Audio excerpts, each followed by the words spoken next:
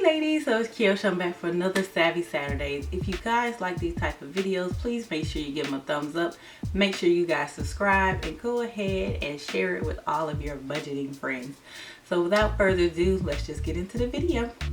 So I'm here to talk about how to stop living paycheck to paycheck or get a month advance in your bills, which to me is sort of kind of the same thing. So I've gotten a lot of questions when I do my budgeting videos and stuff. How did I get a month ahead? How did I stop living paycheck to paycheck? Now I know when you're having a hard time and money is tight and things like that, you think it's really hard to get a month in advance. You're like, it's impossible. I would need so much money. How am I going to get it? How am I going to make it through? And when I tell you, when I got a month ahead in advance and stopped living the paycheck to paycheck, I've had so much peace of mind since I've done that. I've had extra money for things. I've been able to budget better, use my money more efficient, and let my money work for me besides me working for my money. So let's get on to the tips and tricks I'm gonna give you to stop living paycheck to paycheck. All right, so the first way to stop living the paycheck to paycheck is to make extra income. Can you get overtime at your job? Can you take a second job? And when you're thinking about this, don't think of this as a long-term thing that you have to do. You don't have to get an extra job for the rest of your life in order to stop living paycheck to paycheck. It's just a necessary evil to get to the end of where you want to be. So if you have to work an extra job for the next 6 months in order to stop living paycheck to paycheck, then I don't think that's a very big sacrifice in order to stop living paycheck to paycheck. Working overtime, you know, a lot of jobs, they have overtime hours. They let you volunteer for them. Some people have required overtime hours. Don't use that money just to blow. Don't use it to go shopping. Don't use it to do all this. Use it to help you push ahead a month in advance and stop living paycheck to paycheck. So take that extra money that's not your base pay and use it towards becoming financially free and stop living paycheck to paycheck. So the second tip is look and see what you can refinance so that you can get extra money.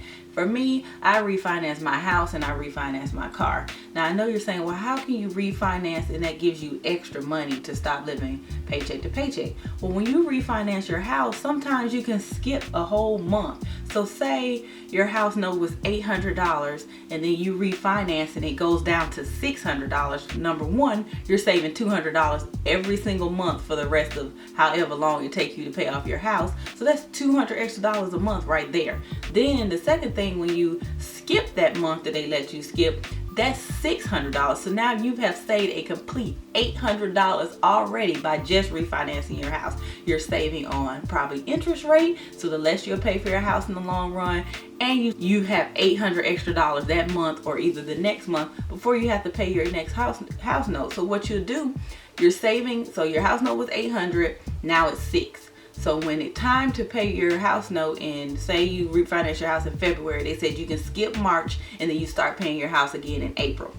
In March, out of that $800 that you save, you will take $200 of it and put it towards another bill in order to get a month ahead or advance on that bill, and then you would save that other $600, so you will already have your house note payment for April in March. So you'll be a month ahead on your house note already. So that is one way you can do that. You can also do this with your car. Say your car note was $400, and a lot of time with car notes they let you skip 2 months and not one, so that's even better. So say your car note was $400 and you refinanced and then went down to $250. Let's just do an even number because I ain't trying to do no math. Let's say it's $200, okay? Okay, so with that car note you saved, by refinancing your house and refinancing your car note, you have saved $1,200. So it's $800 what your house note used to be and $400 what your car note used to be. So it's $1,200. Now you have $1,200, and when the time comes to pay your car and your house note or your rent or whatever the case may be, now it's only going to cost you $800. So now you have saved $400. You're already a month in advance on your house note and your car note, and now you can take that extra $400 and put it toward a light bill to get it paid in advance, a cell phone bill to get it paid in advance, a gas bill to get it paid in advance, you know, your water bill, your car insurance, whatever the case may be. And now you're on your way to stop living paycheck to paycheck.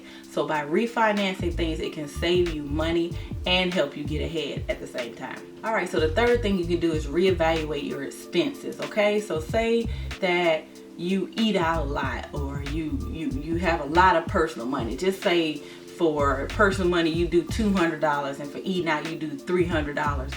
Do you really need $500 to have a good time every single month? Like, do you really, is it really a necessity? Would you rather have peace of mind or go out and party all the time, or go out and eat all the time, or go out and do all this all the time? You really don't need $500 a month to have a good time. A lot of cities have a lot of free activities that you and your friends can go to. You can go to happy hour, which saves you expenses. Go out to eat earlier at lunchtime and not at dinner, because sometimes the prices are like $5 to $6 less. So you have to reevaluate what you're spending that extra money on, and do you really need to spend that money on there? And if you really feel like, you know, you need $500 a month to be social, you know, to go out with your friends because you like to do a lot of things, can you not suspend it for a certain amount of time to get you stop living paycheck to paycheck, to get ahead in your bills? And then when you do go out and party and you do get back to doing that, then you won't feel so guilty, because you'll know that you're a month and ahead in advance. You'll have peace of mind because you paid all your bills, and you know next month is already paid for, and that in this month you're not working to pay this month's bill. So just look at, you know, reevaluate expenses, see where you can cut expenses for an extended amount of time, short term, long term, however it is you want to figure it out, in order for you to get the financial peace that you want. Okay, so number 4 is to sell your items. So do you have a bag, purse, shoes, clothes, things that you don't use, electronics, stuff that you're not using around the house, that you're not going to use, that you're not going to do nothing with? Can you sell it? You know, there's Craigslist, there's Poshmark, there's Threaded Up, there's a whole bunch of plethora of different places that you can sell your clothes and your items online.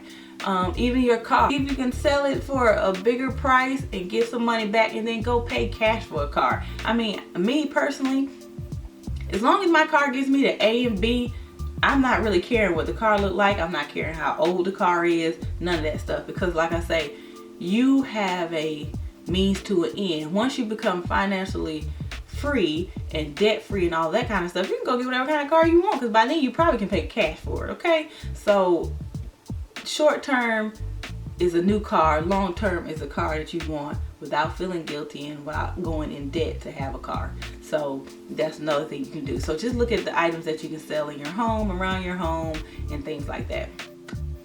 Okay, and my 5th and final tip is what I've already touched on: suspend activities. So extra activities. So do you have to go on vacation this month? Can you not extend it until you get where you want to be? Do you have to buy every single body in your family a Christmas present down to the dog? No. Do you have to go to everybody's bachelorette party? Do you have to be in everybody's wedding? Do you have to be in everybody's vacation? Do you have to go everywhere everybody else is going? You really don't. You need to pick and choose what is really important. So if then this year there's 5 trips that people have actually gone to go on this year, and each trip is going to cost $500, do you have to go on all 5 of those trips? Or are there 2 that are really, really important to you, and you know you can't miss them and you need to go on them, and then the other ones are just, oh, it's just something to do, just have fun, No.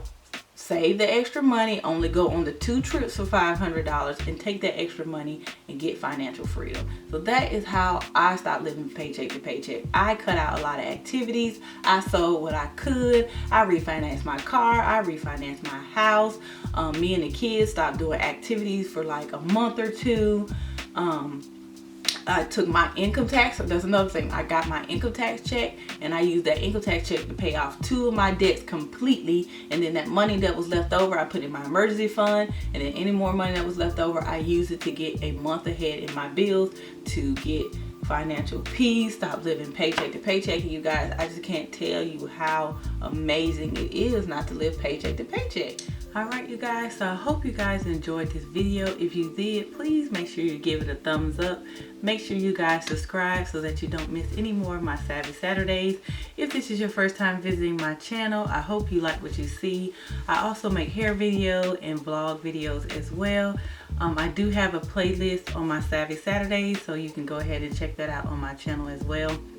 If you guys have any questions about this video or want me to make another video in particular about budgeting and things like that, then just leave it down in the comment section. I'll make sure I check that out and try to get those videos up for you guys. So I hope you enjoyed the video, and I'll see y'all next time. Bye.